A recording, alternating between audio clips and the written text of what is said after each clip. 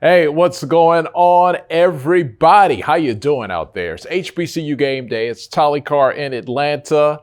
I have my man, Uncle Neely in Jackson, Mississippi. Neely, it's the last man. Well, there's two people left at the dance, South Carolina State, Jackson State, but last man standing in the SWAC.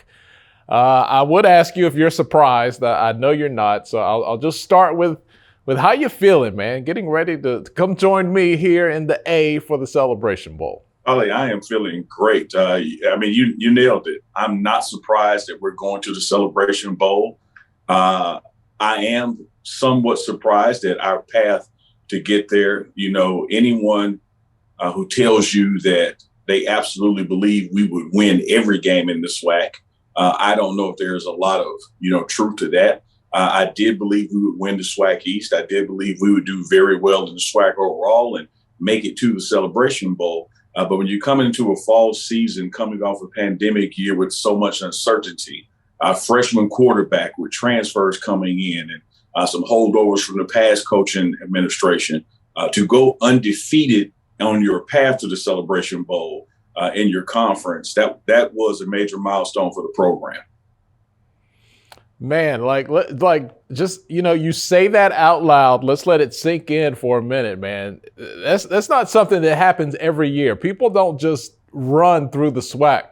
That no matter what happens moving forward, man, that is a feat within itself that I don't think we should just gloss over that, man. We can't. If you look at the 120-year history for Jackson State football, there's only been 4 times that the Tigers have won 10 games in line.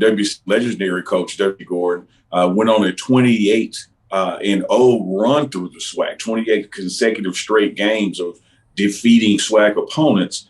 So we not only got only 1 in 4 times, counting this administration, 10 wins. Now we are the first program year ever to have 11 wins and could possibly, I believe we are, going to add 1 more to it with 12. So history-making fall football season by no stretch of the imagination.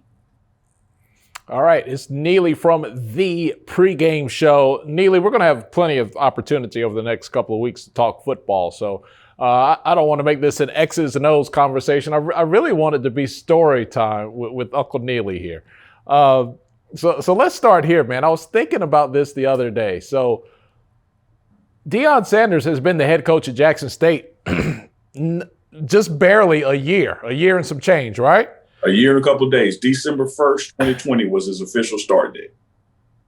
How did you become his right-hand media man? Like, I don't even know how that happened. I just knew you were there one day, but how did that happen? If you set a bottle outside in the right place at the right time, you can catch lightning in it.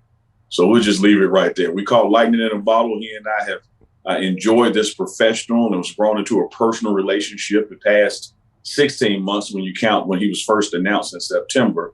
So he has turned to the pregame show to be his source, and it's his outsource, I should say, to get the JSU story told. And man, we have been getting unprecedented access to team meetings, to locker rooms, to player-only meetings even. So it's been a phenomenal ride, and we're looking forward to keep going through his Celebration Bowl.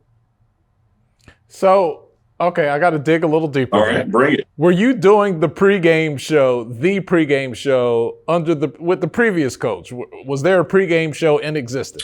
We were doing the show before Deion Sanders was announced as coach, and we were doing the show after he was announced as coach.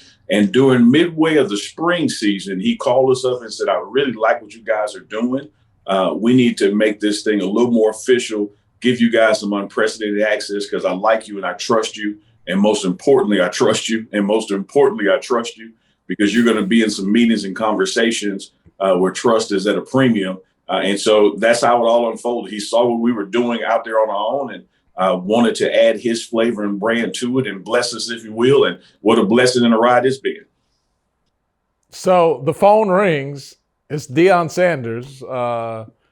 You're somewhat familiar with him because you're covering him, but when he says he wants to put that stamp on you, what does Uncle Neely feel when he hangs up the phone? I know you played it cool on the phone. When you hung up the phone, I barely played it cool on the phone. I can tell you the date. It was I can tell you what was happening when he called. The University of Alabama spring game was on. I guess they call it the red and white game.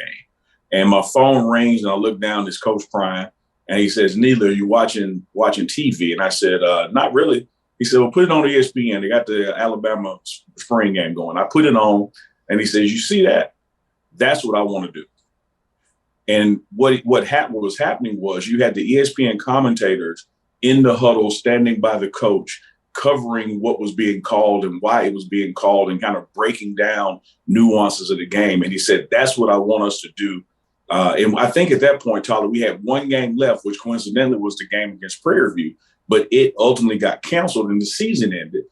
So we worked on this format this summer when we could during spring practice, late spring practice, and going into the summer camps. We worked on it. So we really just hit the ground running with it this fall, but it was totally his brainchild to give someone this kind of access to the program and to the players, and building on trust, and just get content out to the world so they could see our student athletes up close. And I can tell you this, man, it's been amazing to see these guys grow on and off camera. Their commentary, the way they respond to the microphone, and which is a part of what he wanted to do too, is to have these guys learn how to deal with questions under pressure. So whether, Shedeur throws a touchdown or throws an interception, shortly thereafter, there's a microphone and his camera in his face asking how he felt about it. And Neely, what is so amazing, man, is that's so against the grain. For most college football programs, they rather have less access than more. And from my experience, this is my experience in the HBCU space, they really don't want a lot of access, because it's like, man, if something gets out that we can't control, we don't want that. So we will forego promotion for the insurance of something bad not getting out. That's what I have seen. Okay, that's just me saying that. Sure. Were you ever kind of like, how was it for you and Chuck to kind of get used to that type of access, which is unprecedented? Totally unprecedented. We grew into it, Tyler, when Coach Sanders, Coach Prime first mentioned it. Of course, we had no idea just how much full access it would be. But again, this was not based on, some journalism degree or some experience at a major network. This was built on trust. And you're exactly right. Most programs keep their doors closed to the media because of the trust factor. But he knows that the pregame show, and having two guys in Neely and Bishop who are alums of the school and supporters of athletics at Jackson State before his arrival, he knew that he can trust that what needs to stay indoors stays indoors, and what we can put out to the world, we will, and we'll do it in the right manner. So it was all built off the foundation of trust. But even with that, when we first started doing this programming and content for him, there were some times where we were a little gun shy, like, well, do we sit in on this meeting? Should we get up and walk out? And never in any of those instances were we made to feel out of place. In fact, when he introduced this concept to the team in the late summer, he said, hey, these guys are family. They go wherever we go. They see whatever we see. They hear whatever we hear. Trust them. I trust them. I value them. I appreciate their service. And y'all need to do the same. And from that moment on, there's been every open door and every open window you can imagine that we can let the world see what's happening in this program on a week-to-week and sometimes day-to-day basis.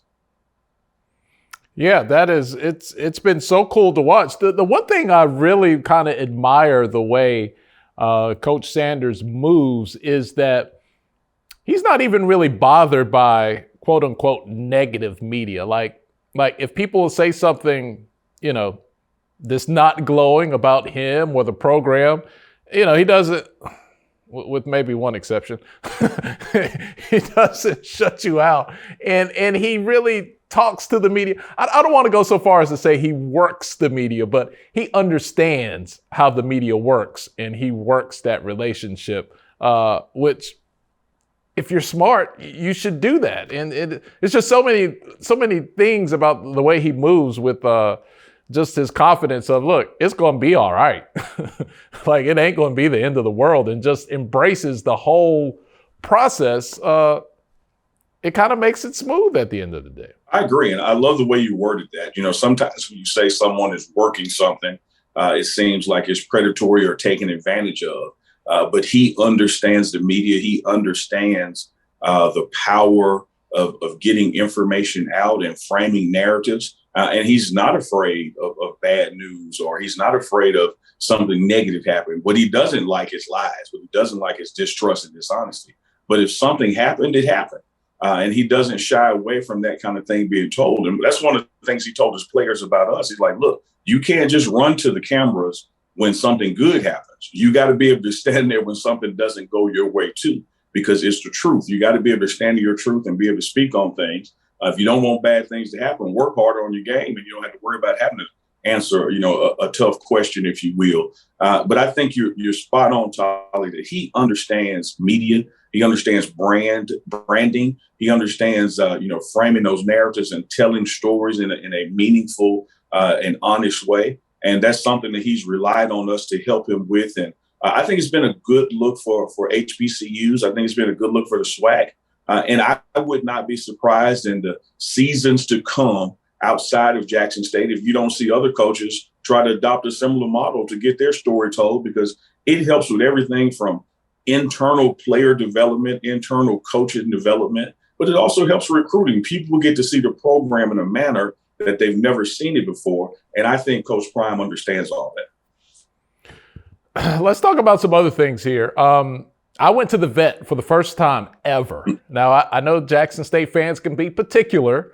If you try to act like you've been down, but you ain't official, you don't have your vet hour. So I've always been very transparent that I had never stepped foot in Mississippi before. But this weekend I did my first trip to Mississippi, to Jackson State, to the Vet, the whole kit caboodle. I even contributed $200 roughly to the economic impact of Meridian, Mississippi. Okay, so there's that. It was just the hotel, people. It did not involve $1 bills. I know how some of you guys think.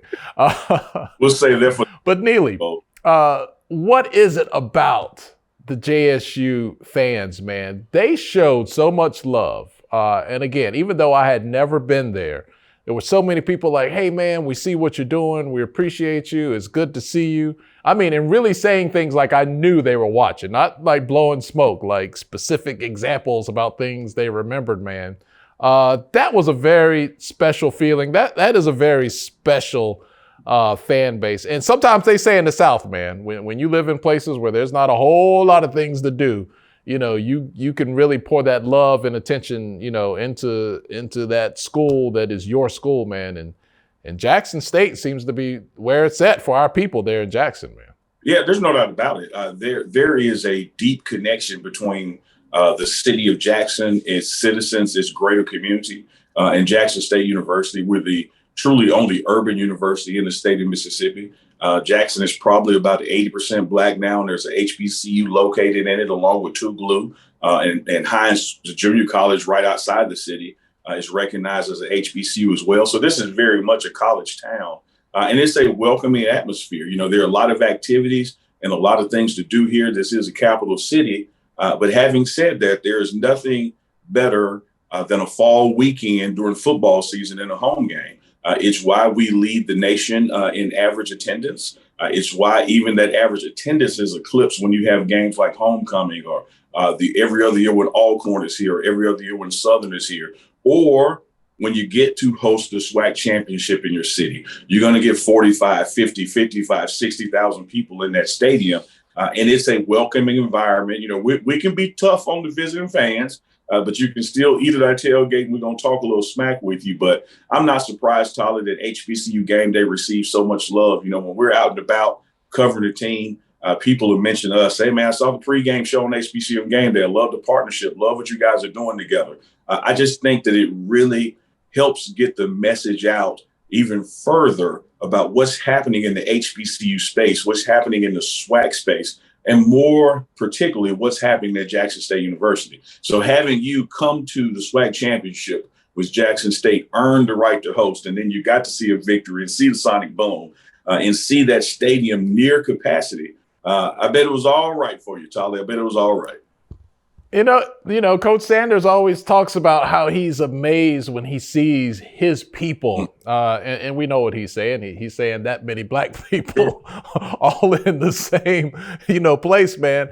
And I've been to HBCU stuff everywhere, man. But that was just, it was just a little extra, man. And I could really feel it on the concourse, man, because I was like, whoa, there's a lot of people here. Because, man, there's some games I go to, bro, I can pull up about 5 minutes before kickoff, prime spot, walk right in. You got to get there early in Jackson, man. It's a whole lot of beautiful people packed in there from the moment you hit that gate, man. Sure. And the inside about on the small crowd, 35,000 inside, but there's going to always be 20,000 outside tailgating. And for bigger games, even more than that. So I bet you for this swag championship, there were just as many people outside as there were inside, because that tailgate area is festive with stages and many concerts taking place. And people put their RVs out there on Thursday and Friday and leave them out there to Sunday and Monday well after the game is over. So glad you got to see that, Tolly, and can share that story. So when people see this fall schedule, they can make plans to come to Jackson and attend some of these games. Yeah, you have to do it at least once. But that leads me into this. I enjoy, and this is a total compliment, I enjoyed the game this year. I've enjoyed the TV product that Jackson State is. And what I mean is, when I watch it on TV, man, the defense is so exciting. When you have a pocket quarterback like Shadura, Alabama A&M has a pocket quarterback. Anything can happen, and you don't know what's going to happen next. Now, look, when you got one of them running quarterbacks that, is one Mississippi, two Mississippi, I'm gone. You kind of know what's going to happen out there because you have seen that a lot. But I wasn't able to appreciate the X's and O's as much in person because I only had my particular angle from where I was. It wasn't, multiple cameras that I could see all at once. So I say all that to say, it's not always the case when an HBCU football team is a great TV product because of the X's and O's. Jackson State has it covered. If you're there in person, it's a vibe. You get that and you got a great game. But when you sit back on TV, even if the cameras and the production quality doesn't capture the whole essence, what you see between the lines is great to watch, man. So it's been a win-win all year from my vantage point. Yeah, I'd echo that.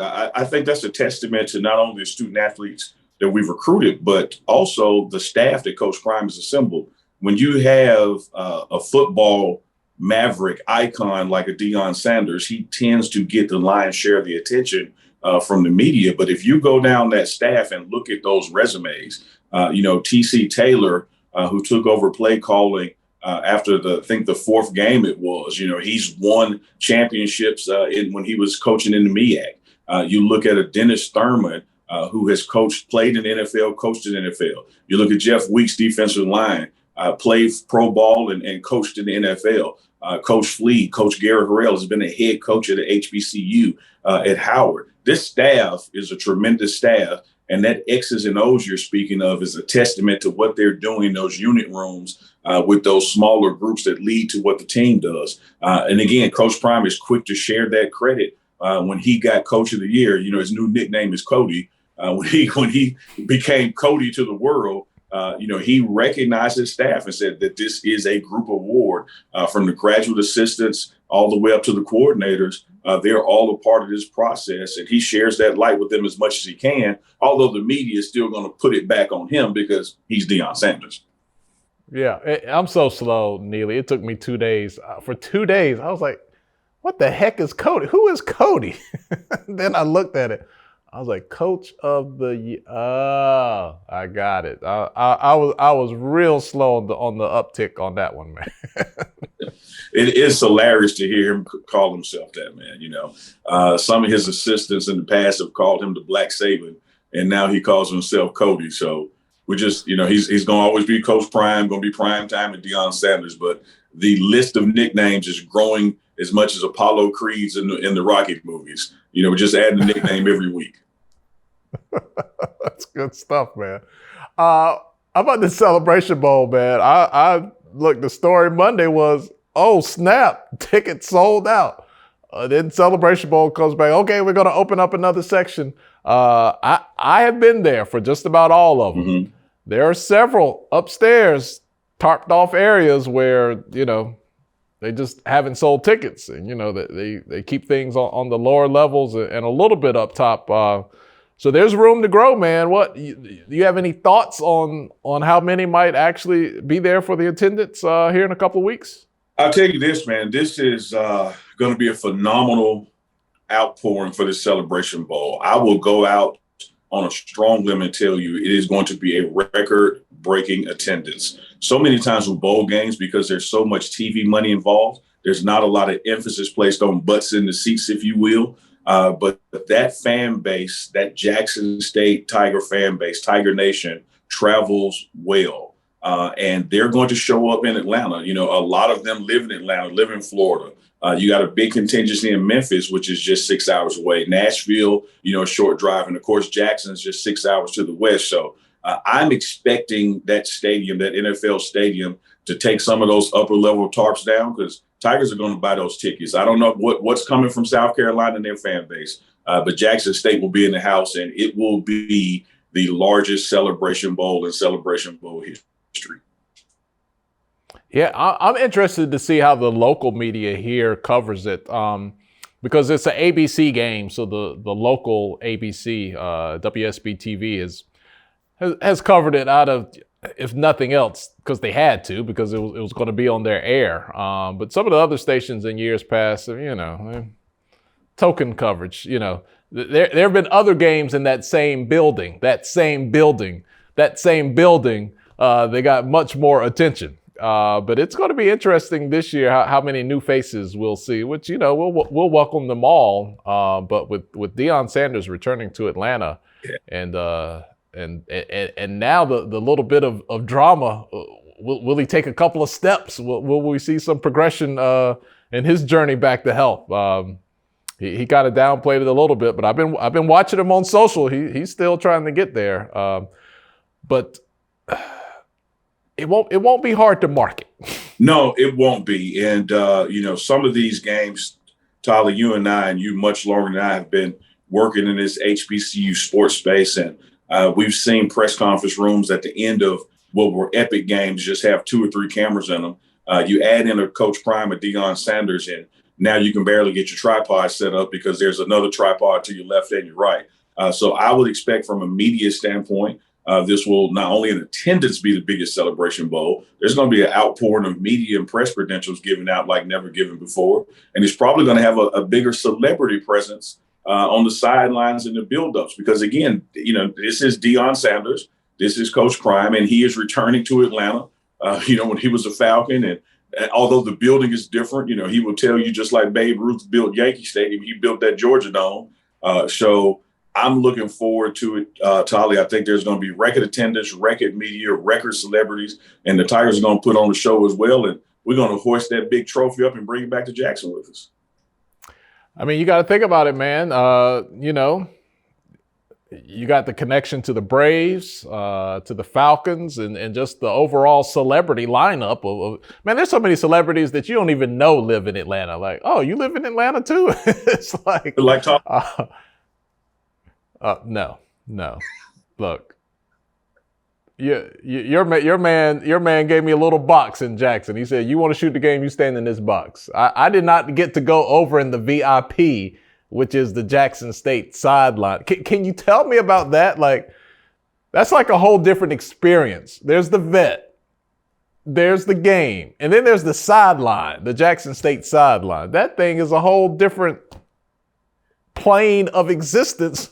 It's the game within the game over there. Well, don't forget the tents by the visiting locker room and the player in the Jackson State locker room, and outside the red zone you got people. But Coach Prime, man, he polices that sideline. From 20 to 20, that coach's box, if you will, what is actually the players only sideline. He polices that, man, and he'll be in the middle of a game and he can spot somebody that's not supposed to be there because he's so detail oriented. But it is electric atmosphere. People want to be as close to it as they possibly can. The state has, not the state, sorry, the The stadium with Jackson State under A.D. Robinson has done a fantastic job in marketing other areas. You know, there are new cabanas, if you will, by the field house. There are new umbrella private tables sitting on the ramp that the boom marches in, just maximizing that space and fundraising opportunity because people want to be as close to a show as they possibly can. Well, they might police the 20 to the 20, but from that 20 to the end zone, there's a whole lot of faces and credentials down. I'm like, who are all these people? I can't even go over there. Like, y'all don't have no cameras. What are y'all doing over there? But not my home. Not my home. I can't go to another man's home and tell him where to put his utensils. So I'll leave it at that. Neely, I'm so excited, man. This is it's going to be a perfect way to end the season. Look, I'm a North Carolina guy, born and raised, lived 40 plus years there. But I'm actually pretty excited there's not a North Carolina team this year because it was getting kind of predictable. It was A&T, it was Central, it was A&T, A&T, A&T. We got some fresh faces in the Celebration Bowl. I will ask you one football question before we get out of here. Right. I thought Prairie View did a really good job with the extra time of coming up with some sort of plan to limit the offense and maybe take away some things from Shedura, or maybe Shedura just played a bad game. I don't know. Coach Sanders said he played a bad game. He kind of said that laughingly because you guys won. South Carolina State is going to have a whole lot of time to get ready for Jackson State. Do you have any concern with the extra time the Bulldogs have had to try to come up with the game plan of their lives to maybe pull off an upset here? Well, let me take the first part of that and tell you that I think statistically it is borne out that Shedeur Sanders had the worst game of the season. But when you have a quarterback that can have the worst game of the season, and you win 27-10, that just shows you what this team is built around and what we can do. I don't know, Tolly. I would say that I wouldn't want to have 4 weeks off and have to face this Tiger defense. I would want to be fresh. Fresh as in no ring rust, fresh as in having gone out and practiced against more than just myself. So I think the Tigers are going to be clearly favored in this game, but I don't think that a team that's not played a game in a month is going to recognize the speed that this defense can move at. And I think that Jackson State, whereas we're known for a slow start, once that offense gets going, those receivers start moving. And something that happened against Prairie View that's taken a couple of weeks off now was the running game. If that running game travels to Atlanta and we can get north of 100, 125 yards on the ground, you're going to see Shedeur go for 350 in the air. And you're going to see that defense score a touchdown and the special team score a touchdown. When we're hitting on all cylinders like that, you get a repeat of what happened in Huntsville, Alabama against A&M, and everybody that touches the ball scores, and that game can get out of hand for the opponent real fast. We will see. We have seen some Celebration Bowl excitement. I'm thinking about A&T and Alcorn State when Tariq Cohen was there. Man, they were scoring touchdowns left and right. I've also seen some defensive gems. Grambling and Central, it looked more like a baseball score when they were done. So I'm all for offense, though. 11-1, and one thing all 12 of those games have in common is no one has scored over 21 points. And in fact, the team that did score 21 didn't score after halftime. So I wouldn't expect to see a team to score over 21 points on this defense. Now all you're looking for is, can you get a special team score? Can you get a defensive score? Or can you get 21 plus points out of the offense? Because you're just not going to score three touchdowns, if you will, on this defense. You can do like ULM and get you about 4 field goals, but you're not going to score a gang of touchdowns on this defense. So if there's going to be a lot of scoring, it's probably going to be one-sided. If you're looking for some defensive intensity, look for the Tigers. Defense travels, man. These guys want to go out with a bang. All right. It's going to be some good stuff, man. Can't wait for you and Chuck to get down here, man, to the city. I'll try to return some hospitality, and we'll have a good time at the Celebration Bowl. It's Uncle Neely from Thee Pregame Show. We'll be talking to you soon, man. Thanks for taking some story time with us here at HBCU Game Day. Always love this partnership and working with you guys, man. It's exceptional for the brand of HBCUs, for the SWAC, And of course, with I love Jackson State University. Love HBCU game day, man. Y'all keep doing what you're doing.